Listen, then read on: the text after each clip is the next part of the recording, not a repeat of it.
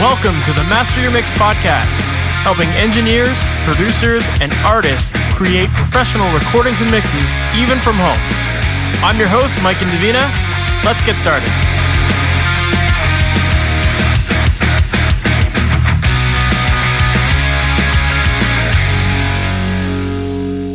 Hey, welcome to the MasterYourMix podcast. My name is Mike and Davina, and thank you so much for being here. This has been a crazy week for me. So if you listened to the last podcast, you would have known that I just recently got married. So this episode, I'm recording 2 days after I got married, and it was an amazing time. It was so much fun, but it's one of those things where everyone always says that when you're getting married, the day just flies right by, and in a blink of an eye, it's over. And you don't want to admit that when it's your wedding, you're like, that's not going to happen to me. I'm going to totally embrace this. Man, if you've ever had a wedding, you will totally understand. It just goes by so fast. But it was such a great day. We had an amazing time and a lot of great speeches. My brother and sister and my best man totally roasted me in the speeches, and it was awesome. But yeah, now that that madness is done, I can kind of relax and unwind a little bit. And actually, at the end of this week, I am going on a cruise with my wife, and we're doing our honeymoon, and we're going to go to the Caribbean, and I am so looking forward to it. It's going to be great to get some sun, get away from all the hustle and bustle around here, and just relax and unwind a little bit. But before we go on that, I really wanted to make sure that I got this episode done for you because my guest today is amazing. We'll get into that in a second, but first, I want to give a very quick listener shout out to someone who left an amazing review on the Apple Podcast app. His username is Kevin627, and he says, the title is The Only Podcast Ever, which I'm not sure if that's an Alexis on Fire reference because they always said the only band ever. But his review is 5 stars, and it says, I've never written a review for a podcast before, but I felt like I had to. This podcast is great. I love hearing about how producers, mixers, engineers got to where they are. The guests have all been involved in bands that I grew up with, such as Alexis on Fire, Silverstein, Dashboard, Under Oath, Sum 41, Treble Charger, etc. So maybe it was an Alexis on Fire reference. He also says, I'm also improving as a producer, so I appreciate the practical tips that are solicited, and I can't imagine a podcast more perfectly tailored. Keep it coming. Thank you. Kevin, thank you so much for that review. That is awesome. I'm glad that you're finding it really helpful, and I love that you said you grew up with a lot of those bands, because I actually grew up with a lot of those bands as well. In my local neighborhood, we had, like, I used to play shows with Alexis on Fire back in the day, and Silverstein, and Sum 41, and Treble Charger as well. So maybe you're a local guy around here. If you are, reach out. I'd love to catch up and get a drink. But yeah, thank you so much for that. And guys, I would love it if you could leave a review just like Kevin did on the Apple Podcast. It helps us to get exposed to more people and lets people know that this is a podcast worth listening to. So once again, Kevin, thank you so much. But now let's get into today's episode. So today's episode is with an amazing engineer. His name is Gabe Gallucci, and Gabe has worked with guys like Shawn Mendes, Francesco Yates, Victoria Duffield, David Otero, and a whole bunch more. And I actually just met him recently. I was at a music conference in Toronto, and he was on one of the panels just talking about maximizing your rig and creating efficiencies in the studio. And I've got to say that I've never been to a panel where my head has bobbed so frequently. Like, everything he said, I was just like, yes, yes, yes, I agree. That is me. I feel this way.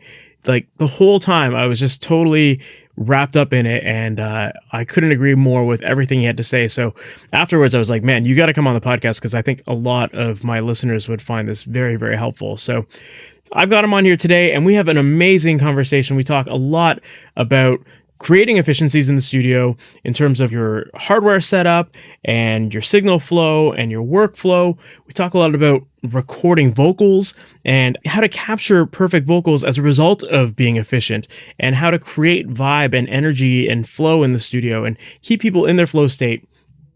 I talk about things like work-life balance, which is also a very important topic in this industry, because work-life balance, it can get a little out of hand for a lot of people, right? Like, if you're working hard, it's very easy to want to always be in the studio, but you definitely don't want to neglect your life outside of the studio. And we talk about it a little bit in the podcast, but, you know, as I'm getting older and as I now have a wife, it's very important to me to have that work-life balance and, you know, figure out how I manage my time so that I can really embrace my life outside of the studio and embrace all the good elements of my life outside, with my wife and just all of the things that, we love doing and all my hobbies outside of music. And I think that Gabe shares a lot of great insight in this episode as to how we can work smarter, how we can be more efficient in the studio and with our artists so that we can have a much better work-life balance. And he gets into some really, really good points in here. So I think you're going to find that very helpful. And we also talk about artist development. And this is something that he does as an engineer, as a producer, that I think adds a tremendous value to the people that he works with. And I think you're going to find everything he has to say about that very interesting. And it might change the way that you actually start to approach your own projects so that you can provide more value to your artists and so that you can see more success as a result of the success your artists have. And it's a full circle thing that Gabe gets into. So I think you're going to just find this episode so helpful. So let's not waste any more time. Let's just jump right into it. Gabe, thanks for being on the podcast. Thanks for having me, brother. So for people who might not know who Gabe Gallucci is, can you give us a little Cole's notes on kind of how you got into this, what your background is in music, and ultimately why you're mixing now and producing? Yeah, so first, thanks for having me on, bro. Really appreciate it. This is awesome. So got started, I'd say the drum line came to my high school when I was in grade 9. And so up to that point, I had an interest in music, and I remember like sitting in grade 8 class, and my teacher, Mr. Byrne, was like talking about his high school band, and I was like, wow. Like, that's the coolest thing. Like, I wish I could make songs. And then the drum line came to my school in grade 9, and I went from never playing drums before to I actually ended up being the leader of the snare line within a year.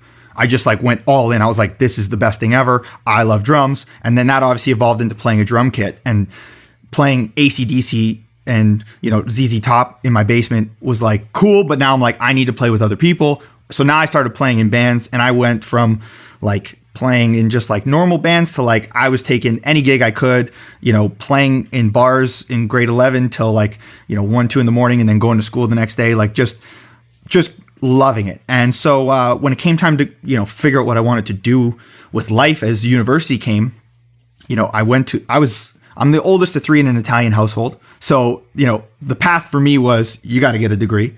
So initially I went to University of Toronto, but right before I started that, I kind of like figured out this new way of live performing with drums, and I pioneered the drummer DJ thing here in Toronto. So like the Travis Barker DJ AM thing? Yeah. So I started doing that here in nightclubs in Toronto to like EDM. And that was when that's in like 2009 when house music was like coming over, and like David Guetta had his whole moment. And so there was this like craze of, music that came over from Europe. The clubs were changing, and I kind of found this sweet spot of like playing drums in clubs. And so I got to open for Deadmau5 doing that. I headlined The Government, which was like a huge club here in Toronto. And as a result, between that and playing in bands, I started to want to make the music more than just be a player. And so my band, when we went in to make our first EP, I was like fascinated by the process, because up to that point, I just wanted to be a drummer. I didn't even think about what recording was or any of that. And so I was just blown away by the process. And then when I'm doing the drum and DJ gigs, I'm hearing all this crazy stuff coming out of Europe from all these DJs. And I'm like, wow, like, okay, like I want to try this. I want to start making this stuff. And so I ended up dropping out of U of T. I was able to pay my bills with the drum gigs, because I was making like, a couple $100 a gig, playing a couple nights a week. So I'm like, sweet, I'm paying my bills. And now I'm just going to like dive headfirst into Ableton. And so I spent all my time in my basement, just on YouTube, figuring out how to do this, and just became like obsessed with the process. And as I would uncover new things, I was like, oh wow, there's so much more to this. I remember when I first came across, Chris Lord Algae, and I was like, whoa, like the mixer is a roll, like this is a whole other thing. And then I find out like he's mixed like all these crazy records, which as a drummer are like foundational to who I am. And so I just kept having my mind blown, and kept just working on my chops, and would start producing the bands I was in, was making, EDM stuff on the side that was my personal music. And then started to take it more seriously as I realized like my love for playing just wasn't there compared to this. I just loved being in the studio. I loved mixing. I loved taking something into my car after we'd made it and being like, wow, like we made this. Like that's what we do. So I put the playing aside, and then just like went really all in. And that's when I did like the Mix with the Masters courses. So I did 2 of those. I did one with Manny American and one with Tony Maserati. And those were like foundational to me because getting to see the Masters at work was crazy. And that was kind of like my first formal experience, like learning, because up to that point, I was already producing and working with artists, but I didn't come up through the studio system. I didn't even think to actually at the time to like go work at a studio. I just thought like, you just got to do this on your own. And that's kind of my mentality. I'm like, that's the entrepreneur in me. I'm always just kind of like, all right, I'm just going to figure this out myself. So that was really cool getting to kind of see and hear them and their perspective and them coming from like traditional backgrounds and the way they grew. And so, yeah, did those and then started like elevating the artist I was working with. Got to work with Shawn Mendes on a couple things on early in his career. I mixed a song called Memories for him and cut the vocals on it too. And that was a wicked experience. Started producing a lot of vocals.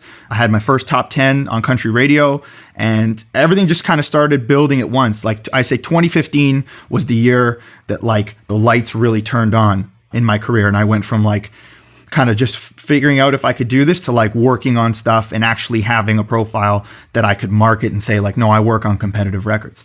And since then, it's just been a never ending, progression of trying to, keep one-upping that, keep getting better and growing so that I can continue to do this long term. That's amazing, man. I'm also the oldest of 3 in an Italian family and a drummer, so we got a little bit. I can relate. Exactly, to this. exactly. Yeah, I can see the electronic kit behind you, so it's like I'm like, oh yeah, let's go. Yeah, there's that pressure, especially when you're in that Italian household of like you got to do something. Like what are you going to do, right? Totally, and I get it. Like both my parents came from very like modest backgrounds, like essentially came from nothing, both of them, and became great executives in their own rights in business. So for them, it was like they knew that path worked. I think for me is that, where I battled with them, as I said, you guys taught me so well. I know where I can see through in music where I can make this real. And so I kind of always had that mindset and had that optimism, like, no, music, like we can do this for real. Like this is a real job. I can see where the white space is here on how money can be made. And I didn't have it that refined at 18. I was definitely a little more like just blind, head down, like let's go. But as I kind of progressed, I started to see that more and more and see where this could become an actual like real career. Yeah. And the way you put it there, I just kind of had that. You articulated it so perfectly. It was like kind of the first time I realized it for myself too. It's like, yeah, I came from a family where like my dad's side, they had their own business and like it was very successful and so I grew up in that like kind of like you gotta work hard. Yeah. So like really like thinking back to it, yeah, like they totally instilled all those same values in me. And yeah, although they didn't get music at first, it's like I saw it, I was like, okay, I see this work ethic. I can make this happen. And, doesn't matter what it is, I'm going to figure it out and do it. Totally. So I totally relate to that, man. That's wicked. In terms of like, you talked about starting to DJ or starting to drum and do the DJ thing as well.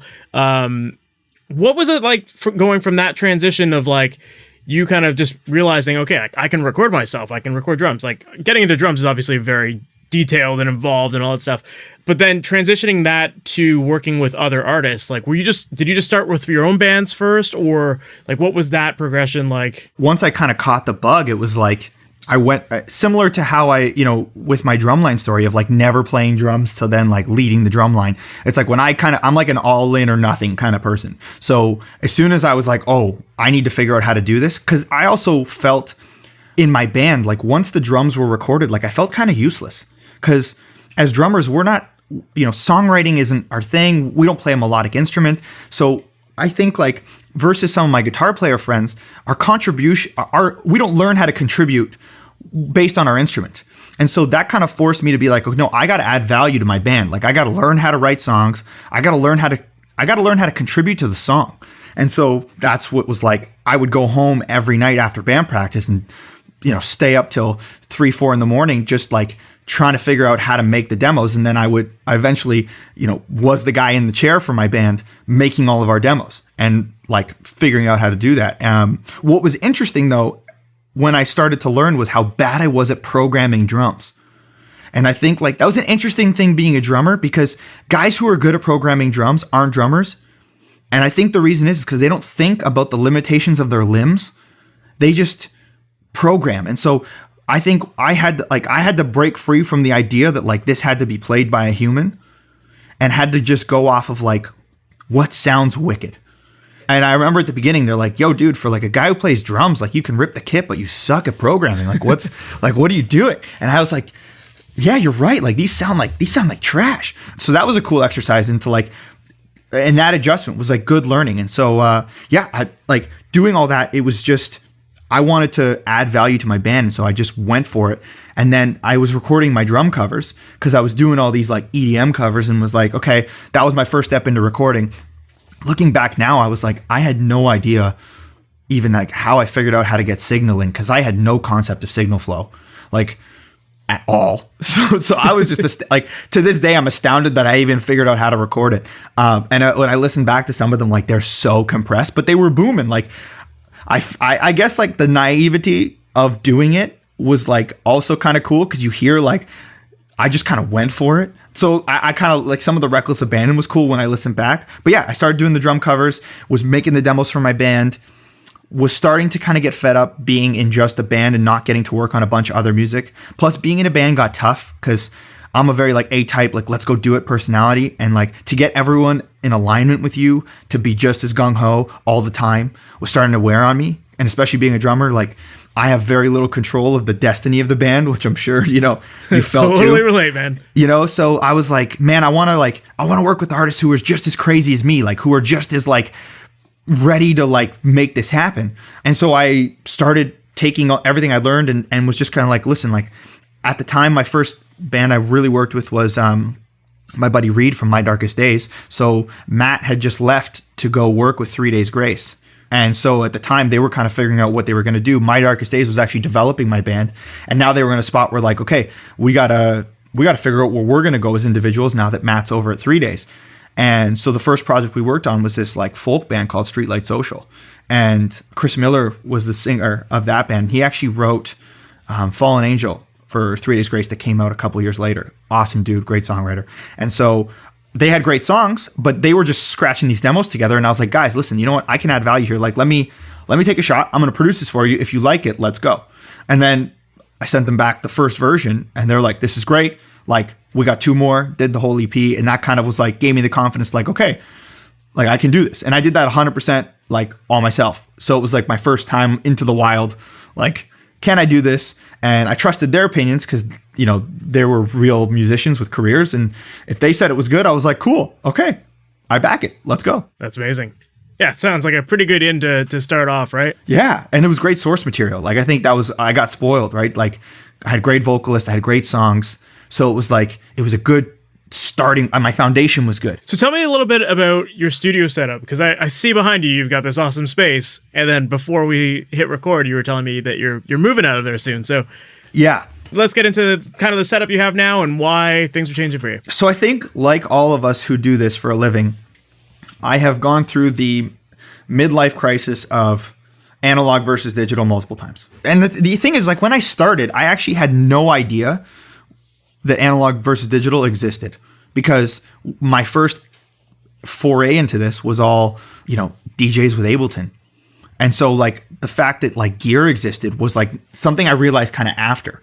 And then as I started diving into like really honing into wanting to be a mixer, I think I started to understand like the role gear was playing in, the arsenal and the workflow of these men and women that I respected so much. So I was then kind of like in emulation mode, like thinking, okay, if these are the tools that they're using to win, I need to understand why these tools are so important to them. Why do they talk about this tool this way? Why are they talking about consoles in this way? What is it about it that gives it to them? And so I kind of went on this like deep dive of like trying to understand what it is about the gear that makes the magic. And that took quite a while, because one is, I was used to working with a laptop and a bunch of speakers and having a very minimalist setup, to now going like, okay, like I need to learn why an SSL works. So I actually like paid a studio to go learn how an SSL worked before I did the session with Manny and Mix with the Masters, because I knew he worked on an SSL. So I wanted to understand the console because I wanted to be able to speak his language and understand what he was doing and why. So, and as I started to learn gear, it kind of, I was like, okay, like this definitely sounds different. This definitely does something, and I would integrate it into my own workflow. But I kept getting frustrated with the fact that like there's limitations. You had to have the gear with you. You know, you had to rent the studio if a client wanted a recall, whatever. You know, I only had so much limited time I could spend on the SSL because I could only book the studio for so many hours. So then I always found myself just going back to my Pro Tools rig, you know, me, the things I could control. I always just coming back to there. But still, as I would go, I would find myself reaching some of these roadblocks, and I'd be like, there's something about that gear that I feel like I'm not getting. So then I would just keep going back and forth. And I got to actually spend time at Blackbird Studios as part of like learning my training. I kind of like decided on a whim. I just wanted to go to recording school. And this was actually, while I was there, I actually had the #1 album on Billboard in Spain. But I was just kind of like in this mode of like, I still hadn't figured out in my head like exactly the sounds. And I think part of this too is like by not coming up in the traditional studio world, I didn't necessarily have some of the like console experience or gear experience that maybe some of my peers did who came up in that world and had that gear every day. So I kind of just like had these ideas that I wanted to battle test. And so going down there was every piece of gear in the world. So I got to test everything. I got to try on my ideas, and I got to learn what the gear does.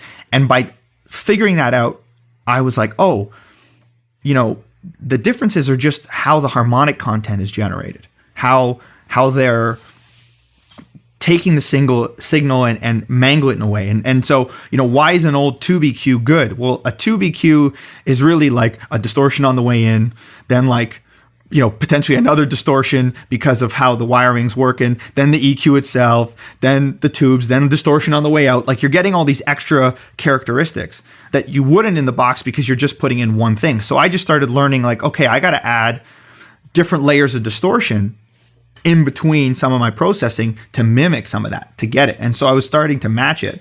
So then when I came back to Toronto and set up my rig, had a modest setup. But then on the mixing side, I still had that like romanticism about a console. And so I leased another studio for the past year that had an SSL AWS. And I was like, okay, I need to just like, for once and for all, have this console to myself at all times so I can like battle test in my brain if all these crazy theories are actually empirically true or if I'm just, you know, fooling myself with some of the gear marketing or, you know, kind of like all of us, we just have this romance for big desks and all this gear. And honestly, like it came back to like, all I need is a laptop, my UAD cards, and a pair of headphones, and I'm good.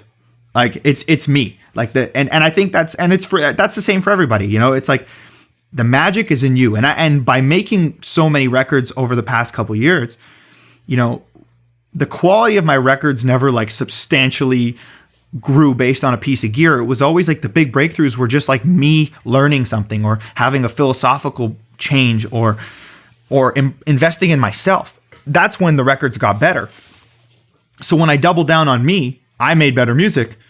So then I'm like, man, I'm spending a lot of money to like have all this stuff, but like it's not making the records better. So then if I don't need it, then I'm just going to double down on me, and I can make better records for the artists who hire me. And that's what I'm here for. I'm here to deliver A+ for them. So so I'm kind of going back now to like, I've kind of completed all my beta testing for now, and I'm back to just like me, a laptop, my UAD stuff, and pair of headphones. I do have my ATCs as well. I got the SCM20s. I really like those. Those have been the first monitors since NS10s that, I was NS10 guy for forever, but these are the only ones that seem to kick me off of them, and I love them. So now I'm kind of like going a bit more like, you know, can I put it in my knapsack, and where can I work now? I want to go to the artist. I want to change the way I work a bit as opposed to being landlocked, because also being in one solitary room for 18 hours a day was starting to kill me. And I wanted to kind of just be out in the world a little more. So once I realized that like I didn't need all the other stuff, it was kind of like, okay, cool. Like now let's do some cool stuff with that. Yeah, that's amazing. And I love what you said about just doubling down on yourself, because that is the thing, right? It's like, oh yeah, you know, I fully admit, like if you were to put me behind the wheel of like a Ferrari or something. I don't know how to fucking drive that thing, but like a race car driver, different story, right? Like Totally. it's all about the skill. And like, if you invest in yourself and you learn the craft and how to do it properly, then you're going to be good at it. So Totally. And I think like I've heard a lot of bad music made in great studios. same here. And I've heard a lot of great stuff made in bedrooms. Like Billie Eilish, like they what?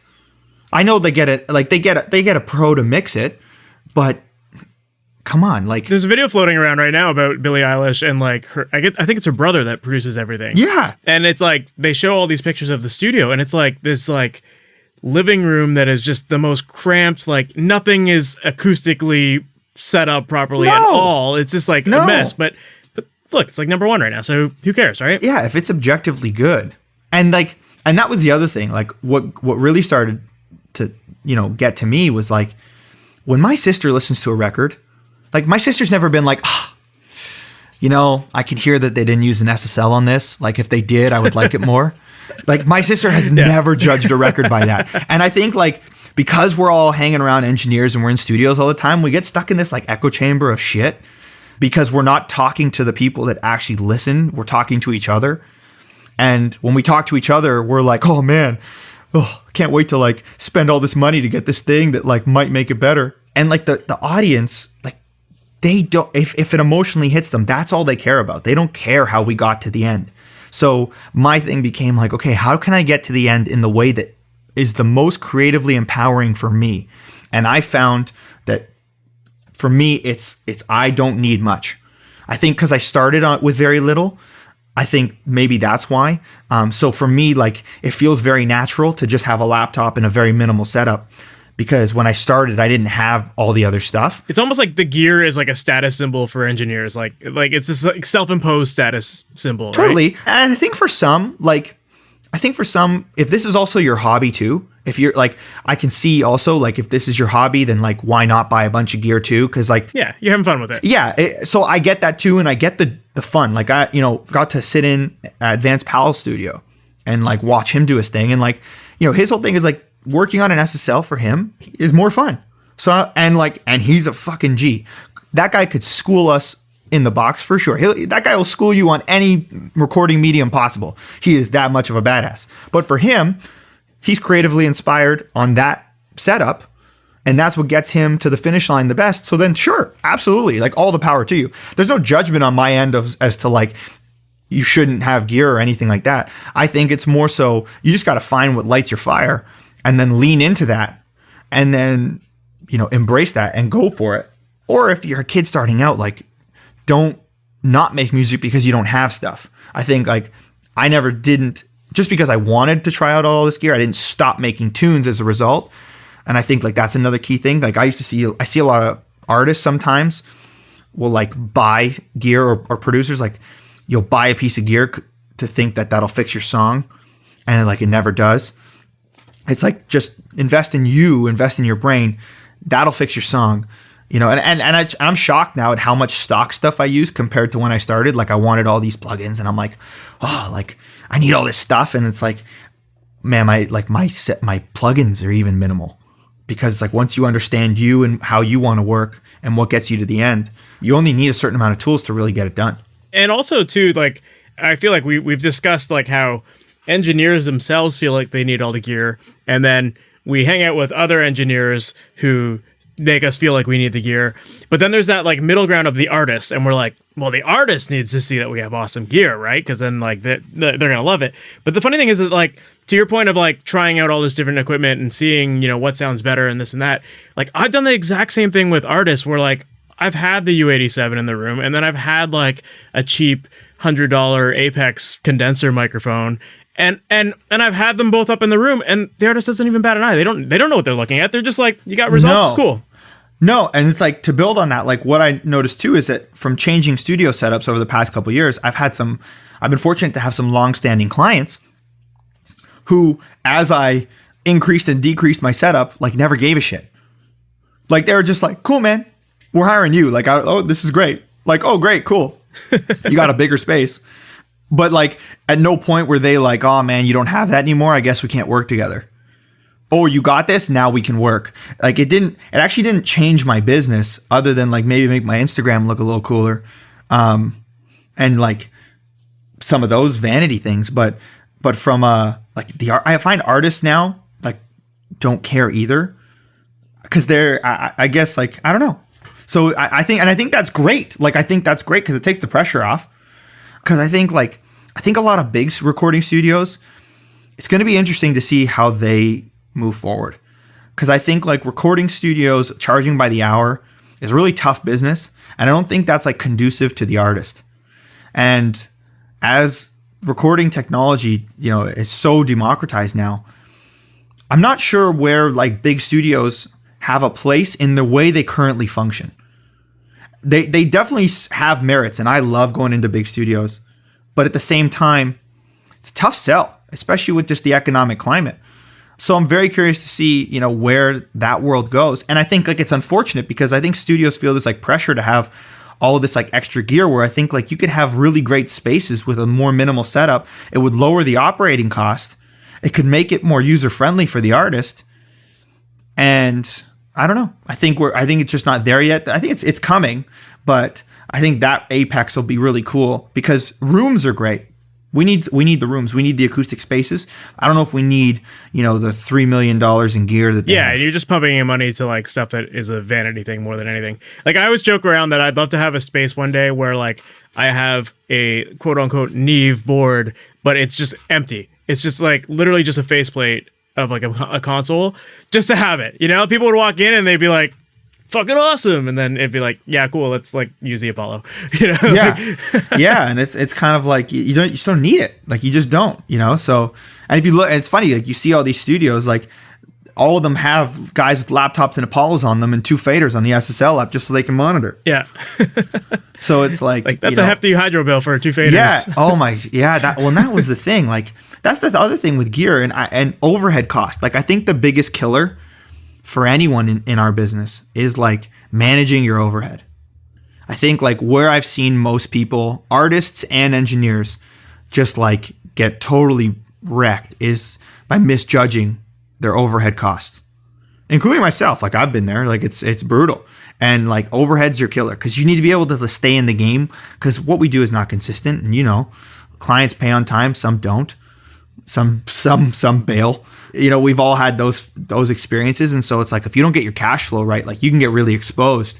And now if you're incurring a lot of this overhead, that's a tough game to be in. For sure. Well, one of the things that I wanted to talk about, and this kind of ties into everything we've just discussed, but when I first met you, you were talking at the Imstafest in Toronto about maximizing your rig.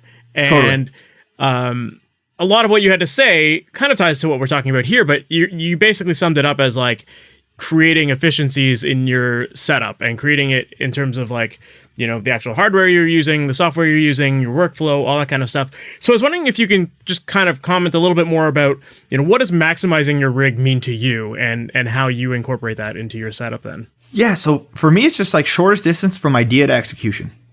From observing so many masters of the craft, what I noticed is, especially when, you know, speaking with Tony and Manny, and I even got a chance to go to Electric Lady when Michael Brower was still there and talk to him and see his rig, is they were all very obsessed with workflow. Same with Chris Lord-Alge. Like I'm like CLA was like somebody I did like a deep dive on before he started doing all these tutorials, and I was like analyzing everything he did because I was like, man, this guy's cranking out so many mixes. Like, you know, he would always talk about getting in his car, like the console's a race car for him. You know, he doesn't have the rear view mirrors on. He just goes. So it was like, okay, you have to set up your tools in a way where you don't have to think about the tools. You just have to execute with the tools. So that goes part into me downsizing my setup, is that I realized for me, I only need a certain set of tools to be able to work really fast for the artist so that I can get this stuff done at a really high level really quickly, because speed is everything. And a big thing for me was when I got really into vocal tracking and producing vocals. You know, capitalizing on the emotion of a singer is purely predicated on you being fast, because I need to make sure that I keep them up and in their flow state so that when they're at their peak performance, I am capturing that. And nothing kills a flow state like technical problems or waiting for you to patch 17 things in, or let's bait it, let's shoot out 19 different mics, or all of those things that kind of get in the way from like, no, like, oh, you're feeling good right now? Let's get in the booth. Let's sing this. I want to capture this right now. I want to be able to get you going right now. So I basically just like have everything set up from my laptop to my UAD stuff to my templates to whatever, so that I am the quickest distance from idea to execution. Yeah, I love that. That's perfect. So then in terms of like, so it sounds like you've worked your hardware into your workflow, but then in terms of like, do you follow a similar workflow when it comes to like the recording, editing, and mixing stages? Like, do you have like a very similar train of thought that you take with all of that, or? Yeah, because I basically, all of it is just setting myself up at different stages to execute quickly. So how I record, I comp as I go, I'm editing as I go while the singer's in the booth, so that by the time, they're walking in to hear it, I pretty much got a comped, edited vocal. Like I've got it ready to go. And I do the same thing when I'm recording acoustic guitars or any guitar or whatever. Like it's the same flow of, I'm comping as I go. I have one record track and then I have kind of the comp track right under it, and I'm just flying it in.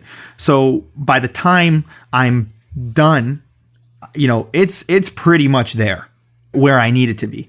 Because I never understood watching people, record stuff and then comp it later, or any of those like kind of workflow things. It's like, no, let's just do this right now. And then that way too, I can make sure I have everything I need from the singer, because there's nothing worse than saying like, hey, can you come back in? Like we didn't get it. It's like, what do you mean? Well, if right there, And so I kind of make sure that at every stage, I'm kind of eliminating any of the extra processes that require me to sit there for another 2 to 3 hours after the session and do work I could have been doing while I was doing it. So for recording vocals, then you were talking about comping on the fly. So are you not even using playlists at all? Like you're literally just like, yep, that sounded great. Like I felt that. Let's keep that. Oh yeah, no. So I have one track and I'm playlisting everything on one. Okay.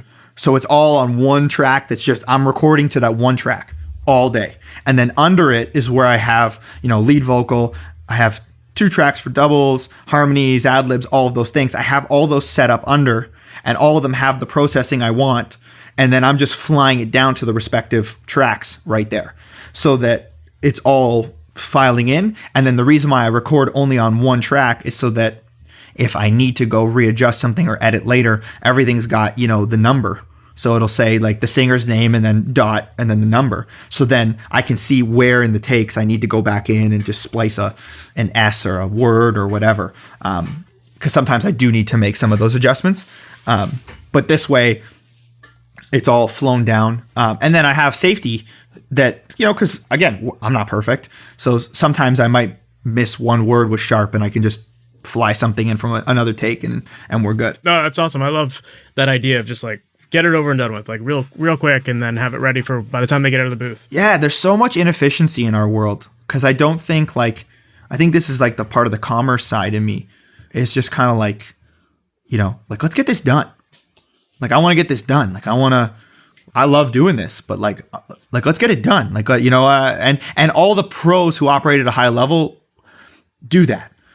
I just didn't see it being taught as overtly. And I get better performances out of it. Singers who would be kind of afraid to come in because they're like, oh, I don't want to sing for 3 hours. It's like, we're in and out in like, I don't know, half hour, 45 minutes, sometimes even less if the singer's really fast. Feeling it that day. Yeah, like if the singer's on, I don't want to spend any more time than I need to, and I don't want to hammer them either. I don't want them to have to sing and just make them sing out stuff for the sake of it. It's like, if I can get the vibe right, and that's the other thing too, is that by having my workflow down, especially with vocal tracking, I can focus all my attention on vibing with the performer and getting them mentally in the zone. Because that's really where I saw the best stuff come from. It's not like, you could put a good mic in front of anybody. It's not going to make the vocal better if they aren't there. The emotion is generated by them, not from the tubes in the mic. So I can fix and create all of those other harmonic things. There's no plug-in for emotion.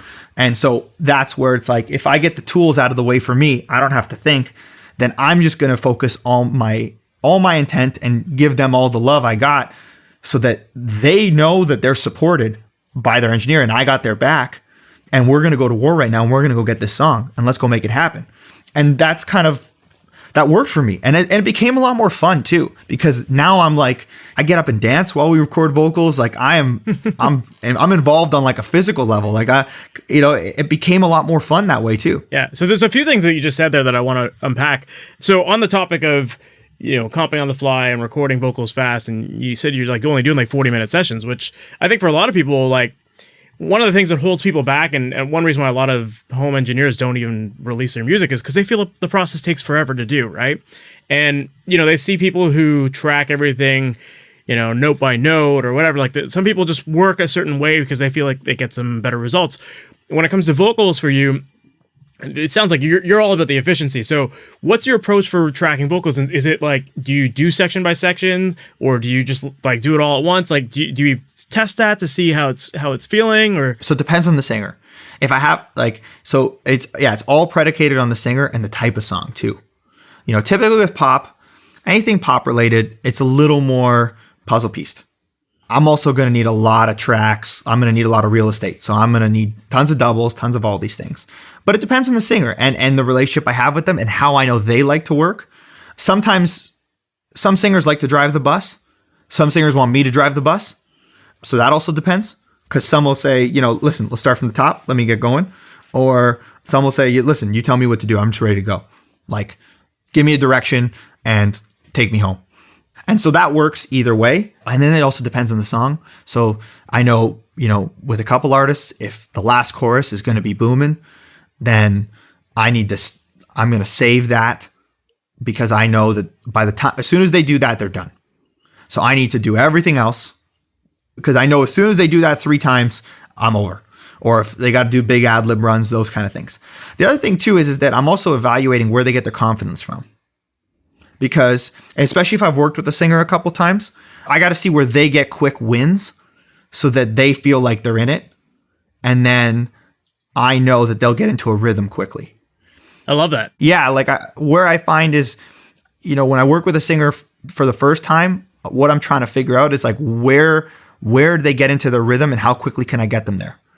And so I'm trying different things to see.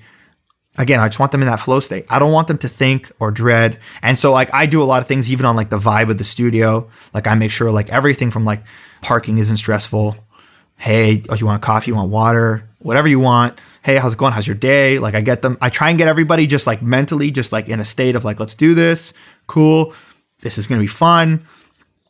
Like forget about whatever bullshit you've had to go through today.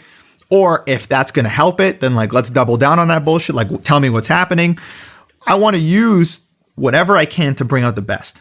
And so, yeah, it's all those kind of things all in one. I love that because that was actually my follow-up question, which was like, capturing that energy and that vibe from the people and like, what do you do to get that out of them? I like what you said there, just like, everything from parking to just chatting about their day. Yeah, because like we're in a customer service business, right? And listen, we all forget it sometimes because we all, it's like at the end of the time, like the cooler you can make it for the artist, like this is their vacation. We get to be in the studio every day. So for us, it's kind of like we walk in, see the console and we're like, yeah, that's cool. To them, they're like, yo, I'm here today. Like this is way better than the 9 other days I've had, in the past 2 weeks. So like, I'm ready to be here. I try and work myself up into a state where I'm like, feeding into that joy for them. That takes a bit. Like I find like sometimes like I really psych myself up because if my energy's flat, where I would always find like, singers would complain about other situations they've had is just like the engineer just didn't care. They were just hitting the space bar. They didn't feel like they were invested. They were just kind of clocking them in, clocking them out. Thank you, pay me my money and here's your vocal. And that's why I stopped caring about vocal chains. Because I started doing a lot of like top line work for EDM producers in Europe. And, quite a few times they'd be like, dude, what's your chain? And I'm like, it's a TLM 102 into an Apollo twin. And they're like, no, seriously. And I'm like, no, seriously. They're like, why does it sound so good? I'm like, I don't know. Like it's like, as long as your chain gets it in clean, everything else is up to you. how good that vocal is entirely up to you. And so I spend all my energy on them, and like I make sure I'm on the talk back. Like being on the talk back is so important, and being able to deliver criticism in a way that isn't deflating, because you need to be able to deliver exactly what it is you need them to be better at without attacking who they are. And that is a very tough balance, because you're like telling them they're not good at something, but it's like at the same time, you're like, I know you can do this.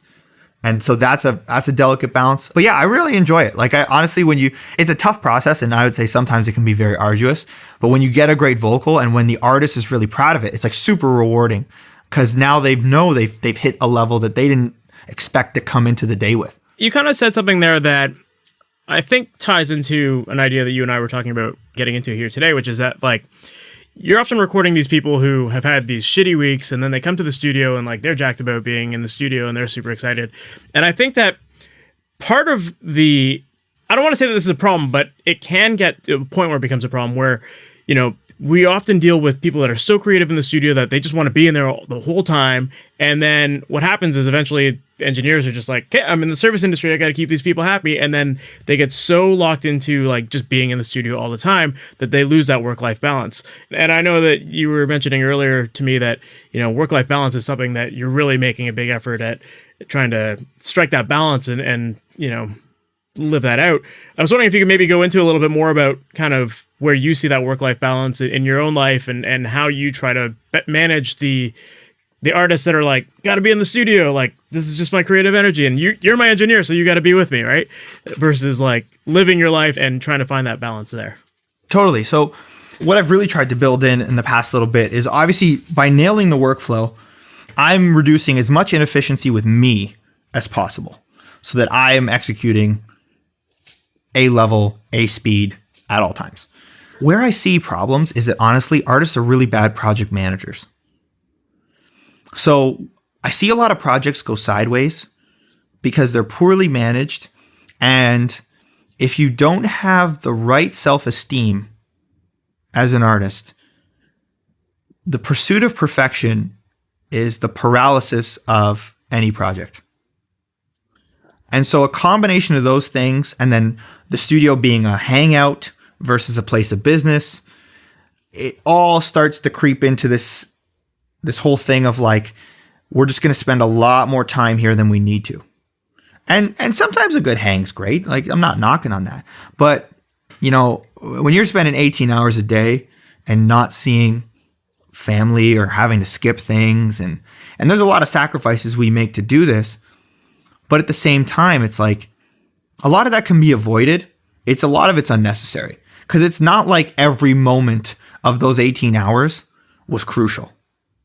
There's a lot of wasted downtime and things like that where I'm like, we could have done this much quicker. And so I really try, and with the artists I work with early on, I build that trust with them to say like, listen, like I'm going to get you to the finish line. You got to know, like, I got your back.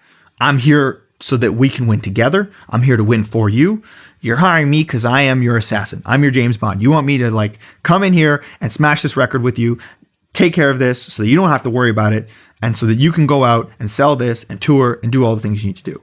So I am going to help run the process for you to get to that finish line in a better state. And so by project managing, taking that role, I was able to build a really good rapport with the artists I work with, because they know when I say we're done, that like, oh no, we got it. It's good.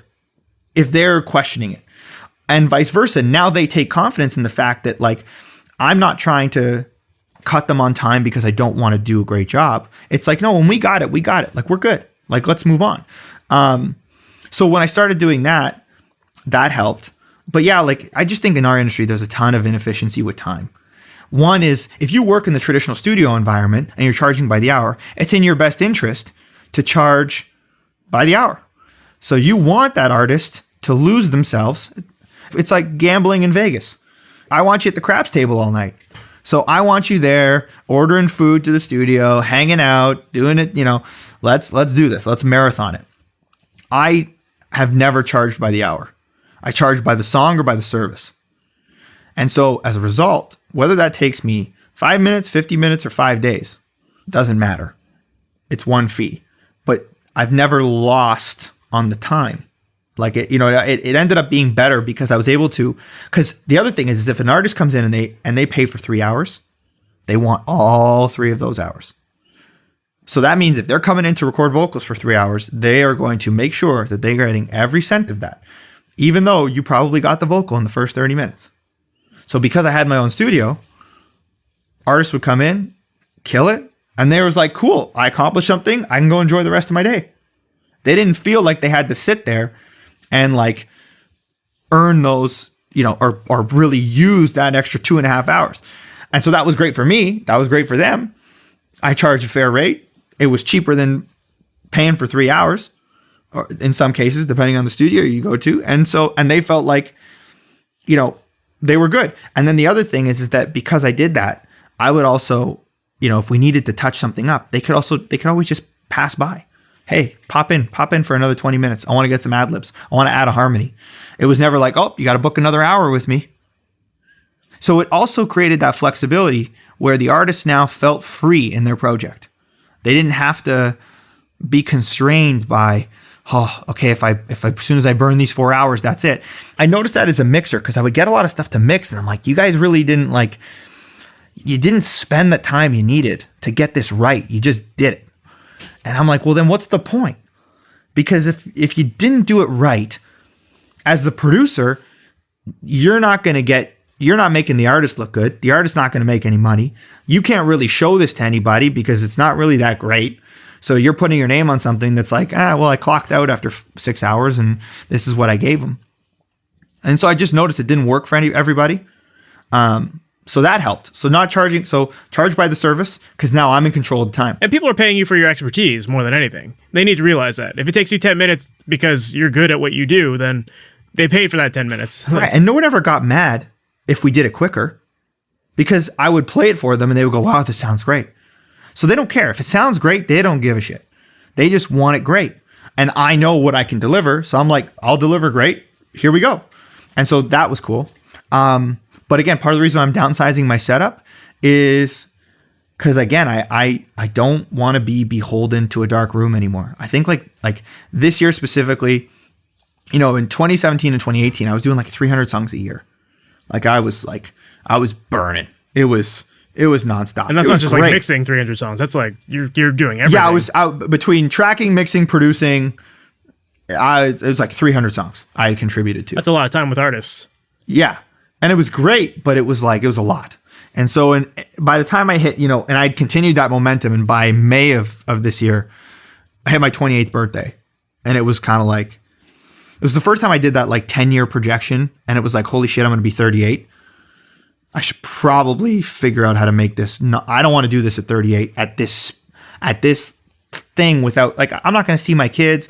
If I have kids, my wife, luckily my girlfriend, she works in the industry as well. So she understands, which is great. And I think another thing too, with what we do, who your partner is in this is massively part of your success level. I feel bad for a lot of my buddies who are in relationships where their partner doesn't understand what they do or why it drives them. That's tough because what we do is so driven by our love for it.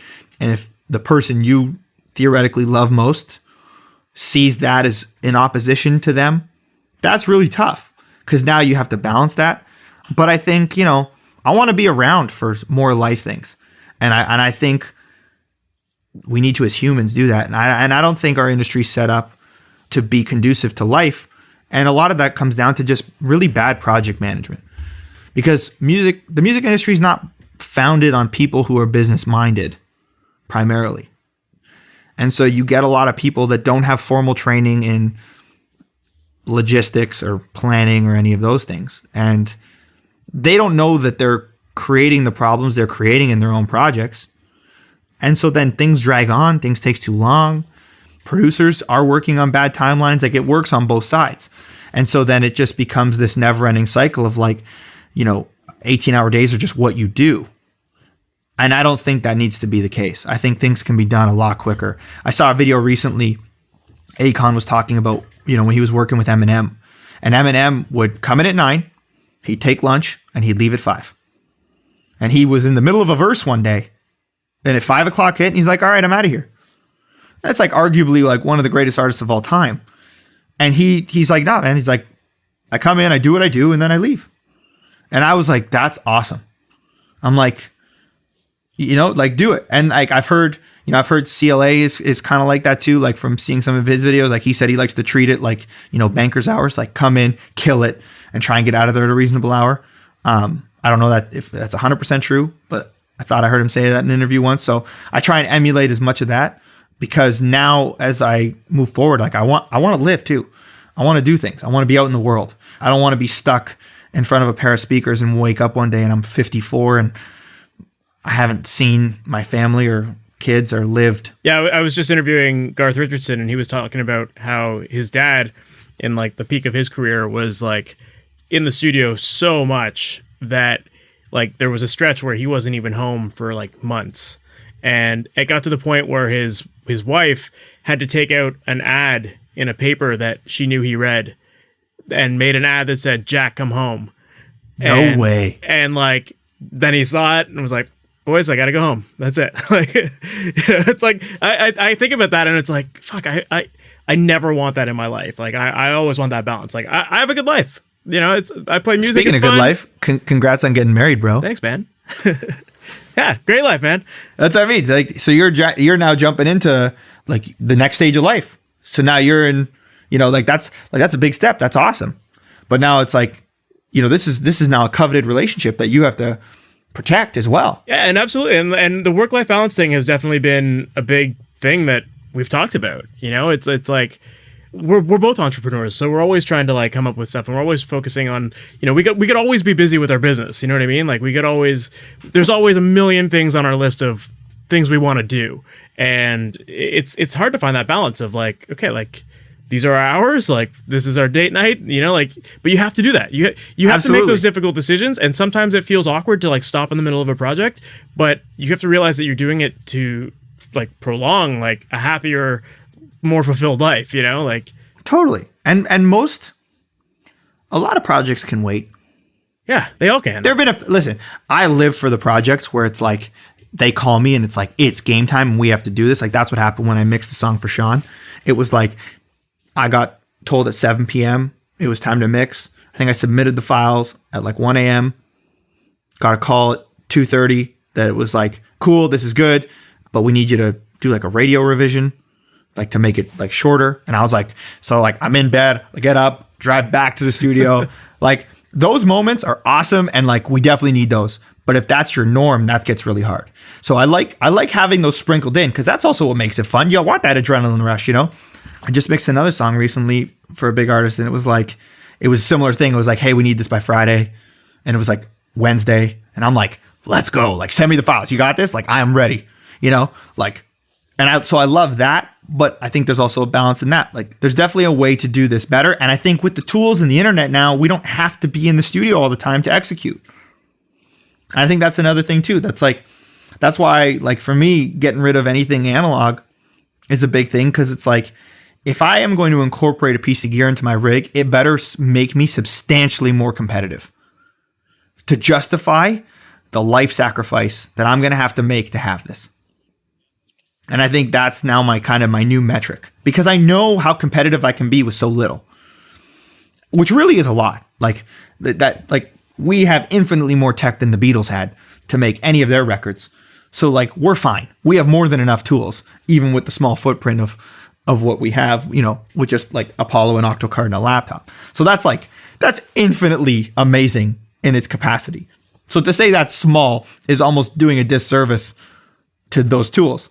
But I think, yeah, when it comes to how I want to work now, it's like, if I got to incorporate something that landlocks me, it better make me infinitely better. I went through the same thing. Like you talked about, like having to wake up and drive to the studio, and I think about that with my own studio as well. Like I had a space up until a few months ago. I rented out a beautiful space. It was a good room, but like I just got so sick of having to drive like an hour to my space. Like get stuck in traffic, and like it would be an hour to make like a small fix. And then I got to the point where I realized, like, shit, I just need my setup at home. Like, half of the stuff I do, I could do from home. And exactly. And how many times do you get a revision at like 9:30 and it's like, oh man, okay. Or you got to wait, like, especially if a project, I've had a couple projects where it's like, we're doing the revisions and then it's got to go. It's got to go that day. So I got to just sit here and wait as they come. And, sometimes there's hour-long gaps, but I can't go anywhere because as soon as the revision comes in, I got to get something back to them within like 15 to 20 minutes.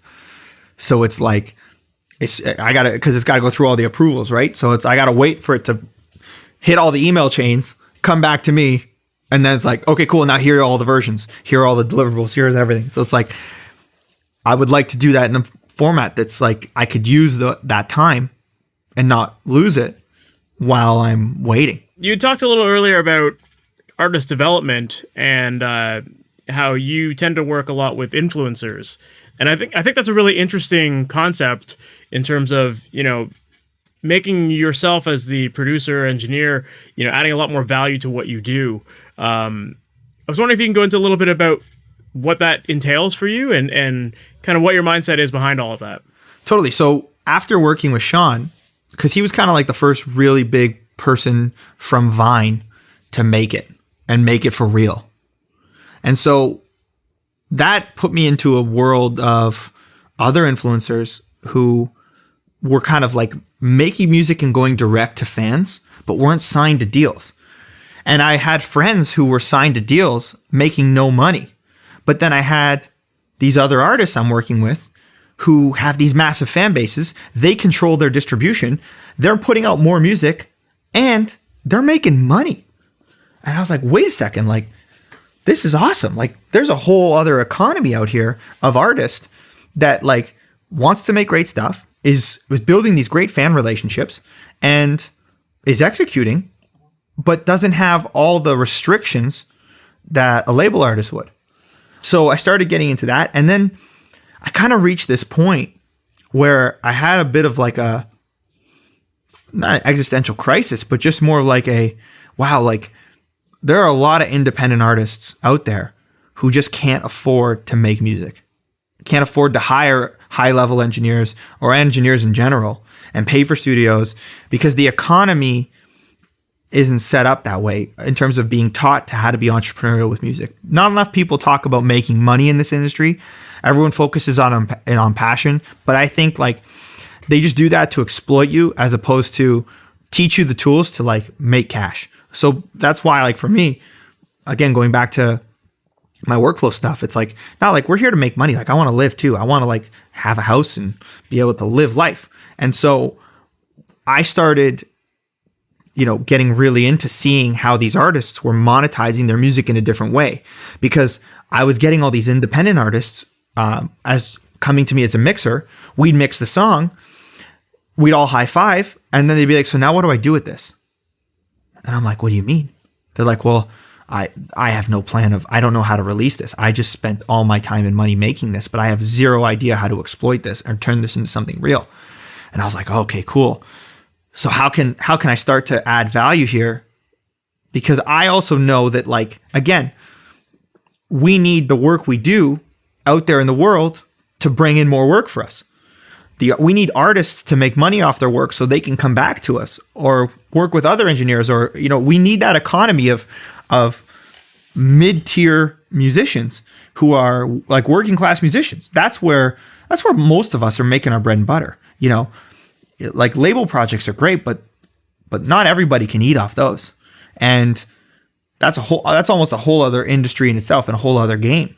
But there's this other economy that can exist where like that's where everyone's got to make their cash.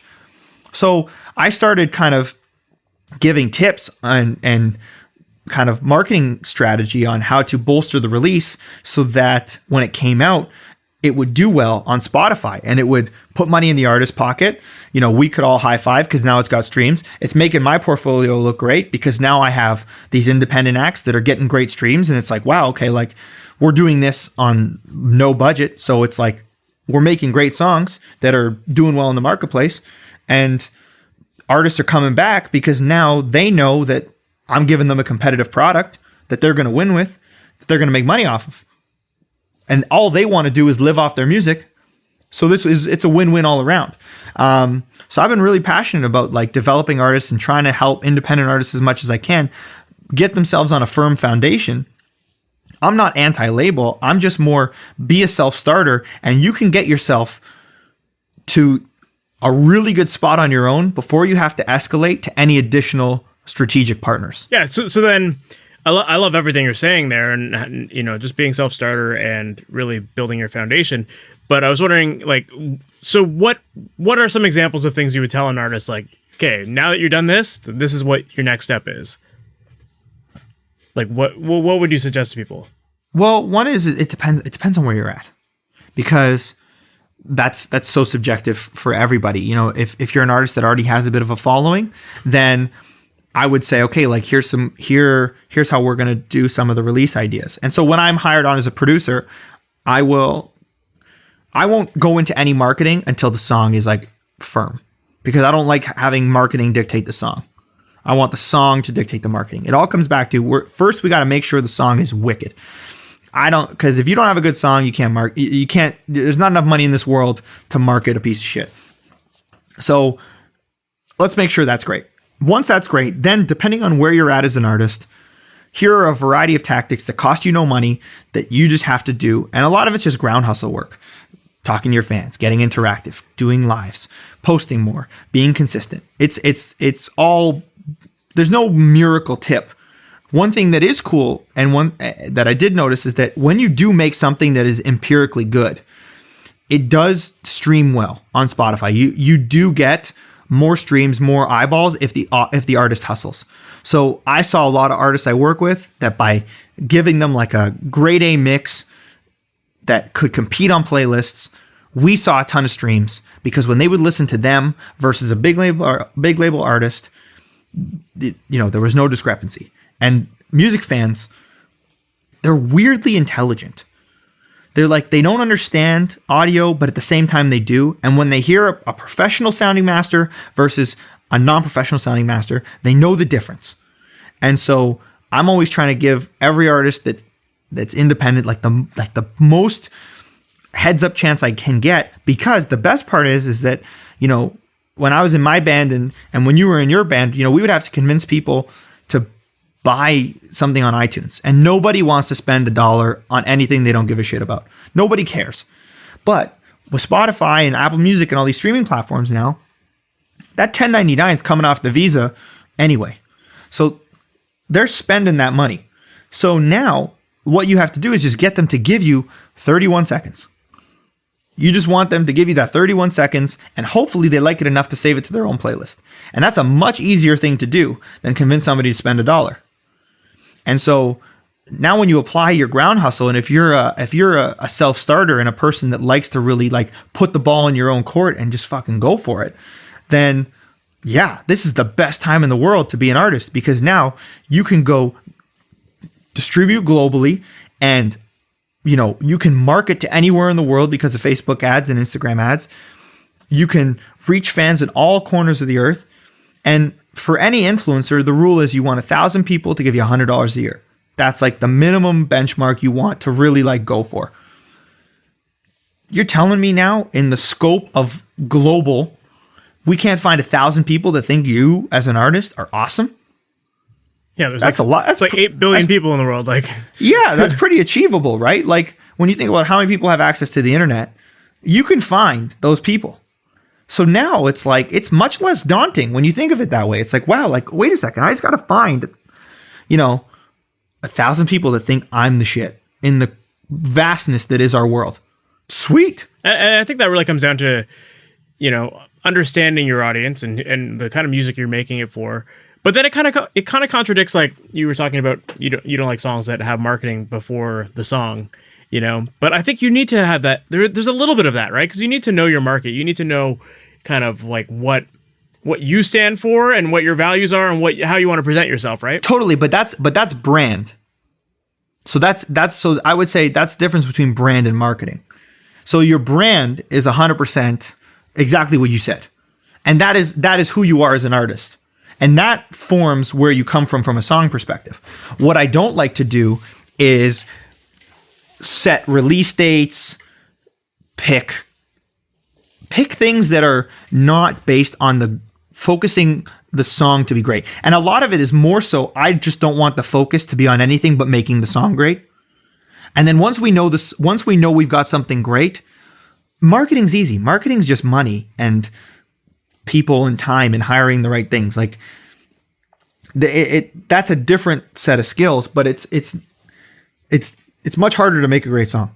And I think it's also just like, you have to sometimes remove yourself from the equation and think about like the people who are listening to you and who are fans of you. Like, what do they want to see, right? Like, people love seeing an artist that's connecting with their fans. Like, they want to meet people. They want to feel like they're known, you know? And so it's like, how do you create those experiences with people? And if you think about it that way, the marketing becomes easy because you're just doing it for fun. You're just doing it to like socialize and hang out and have a good time and like meet new friends. And if you think about it that way, marketing becomes way easy. Oh, absolutely. Absolutely. And that's, and the artists that do that well are the ones that win right now.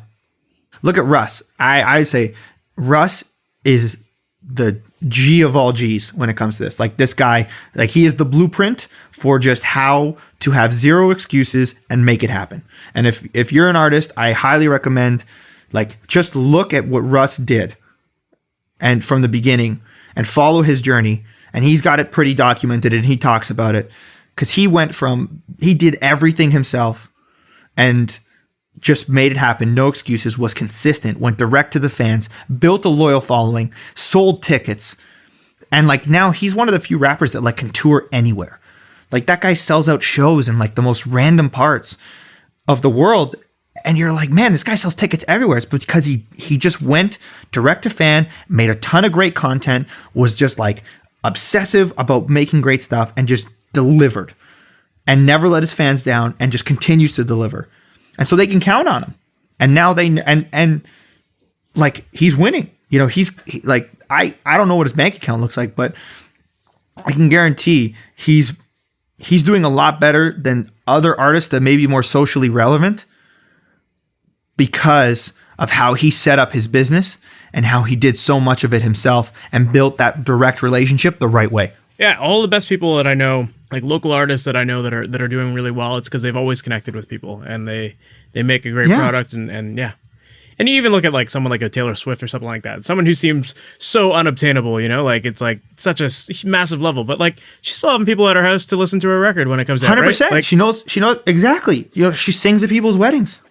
Like, you know, it's like she's sung at a couple. I think she's done like some weird pop-ups where it's like she'll just show up at someone's wedding and you're like, what? Yeah. But like, brilliant. She's awesome. I like all the respect in the world for that. You know what I mean? If you're a fan of her and you see those things, you're like, you want to follow that person. That's a leader. And we all want to follow, like, I think subconsciously too, it's part of like our innate biology. Like, we want to follow strong people that show us the way. And this isn't a new thing either, right? Like, it's not just like, This isn't a new digital era kind of thing. It's always been that way. And I think about, we were talking about weddings, like this past weekend, I was reminded of the fact that my sister, when she got married a couple years ago, my sister is like not a music person. And my whole family's not a music family, like not at all, right? My mom knows nothing about how the business works or anything. But when my sister got married years ago, my sister was a big Michael Bolton fan. Sweet. And my mom, like totally naive to everything, like knows I'm in the industry, but doesn't like consult with me about how does this work, whatever. She writes Michael Bolton's management somehow and is like, how do I get him to play my daughter's wedding? And he's not going to play it, right? But they're like, oh yeah, he's set some like tour date, you know, he can't make it. But then like 4 months after her wedding, my sister like looks in her mailbox and all of a sudden she's got this package from Michael Bolton. Like, he like literally like sent her a like signed autographed like photo being like, no way, to Laura and Jeff, sorry I couldn't make your wedding day, like best of luck. And it's like, that's fucking awesome. Like, that's awesome. Like, what a G move. Yeah. And like, now she's a fan for life. You know what I mean? Like, 100%. That's the best. And like, now she's got a great story. Yeah.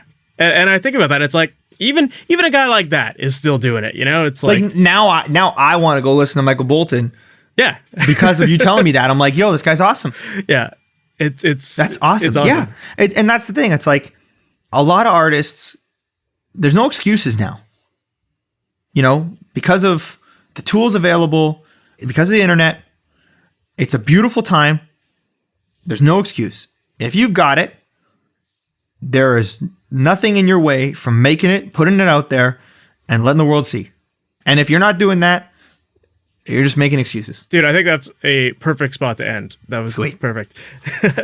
So for people who might want to learn a little bit more about you or follow you online, what's the best way for them to do that? Yeah, best way is my Instagram at Gabe Gallucci. It's Gallucci, 2 L's, 2 C's. And follow me there. That's where I drop the most of my stuff and any music I'm working on. Perfect. And then speaking of that, any cool projects that you're working on right now that you can talk about that you're pumped about? I mixed a Christmas song that I'm pretty pumped about that's coming out in a couple weeks. Nice. For a pretty big artist. So I'm excited about that. I just, Jason Benoit's EP just came out and I produced and mixed that. And so that I'm really excited because I got to work on his first single that he did. This is back in 2015. So I did his first single. I just produced the vocal on that, but that was his first top 10 as well. So he and I have kind of like, we kind of both had our first big songs together. So it was exciting to kind of go full circle with him. So I did 5 of the 6 songs on his EP. And then I got some cool stuff that I'm now going to start working on post this studio because I'm going to travel a bit and pop around and go visit artists and kind of their environment. And so I'm excited to kind of get out of Toronto for a little bit and just kind of visit artists in their spot. Awesome, dude. Well, thank you so much for being on here. All the stuff we talked about, man. Like, I remember seeing you at IMSTA talking, and I was just like, my head was like bobbing yes the whole time. And it's like, I feel the same way here today, man. No, thanks for having me on. Again, like, it's so important to, that you've done a medium like this. Like, when I started out, like, your website and these kind of podcasts were so like foundational to me starting out. So I'm super pumped to be on here, and thanks for doing what you do, man. This is necessary. Awesome, man. Well, thank you. Cheers, bro. So there you have it. That was my interview with Gabe Gallucci. And again, like everything he said, my head was just bobbing the whole time. He's a super smart guy. I love his outlook on just the industry as a whole and how we can work smarter and more efficiently in the studio while maximizing work-life balance. And I thought that everything he had to say about the artist development side was very, very interesting as well. And I think that, if more people start to do that with their artists and really encourage them to go beyond the studio and help them with their marketing, it makes you seem like you have so much more value to the artist than just being the producer, because once they're out of the studio, the record's in their hand, right? Whereas if you could at least be someone who helps them and can connect them with people or give them ideas on how to promote their record and you're involved, that prolongs the relationship and just keeps them coming back to you because you're not just the engineer, you're a partner in their business. And I think everything Gabe said there just makes a lot of sense, and I can totally see why artists keep coming back to him. I would love for all of you listening to this to apply that same idea and just start helping your artists more. Get more music out there, and everyone will see more success as a result of it. So I hope that you really enjoyed that episode. And if you did, make sure to leave a review on the Apple Podcast app or wherever you listen to podcasts. And also, if this is your first time listening to the Master Your Mix podcast, make sure to check out the website, MasterYourMix.com. And as always, I've got a free download that I'm offering right now that is called The Ultimate Mixing Blueprint. It is a guide to using EQ and compression in your mixes and walks you through how to do that with all sorts of instruments so that you can get results faster. And it kind of ties into what Gabe was saying about working more efficiently, right? Having a guide like this definitely helps you to just quickly identify the problematic areas that you need to pay attention to so that you can get the sounds much faster. So make sure to check that out, MasterYourMix.com. That's it for this episode. I'm off to go on a cruise, and I will talk to you guys in a couple weeks. Talk soon. Take care. Thanks for listening to the Master Your Mix podcast. To have your questions answered, submit your questions to questions@masteryourmix.com. Please go to iTunes and subscribe and leave a review. And for more information on how you can improve your mixes, visit MasterYourMix.com.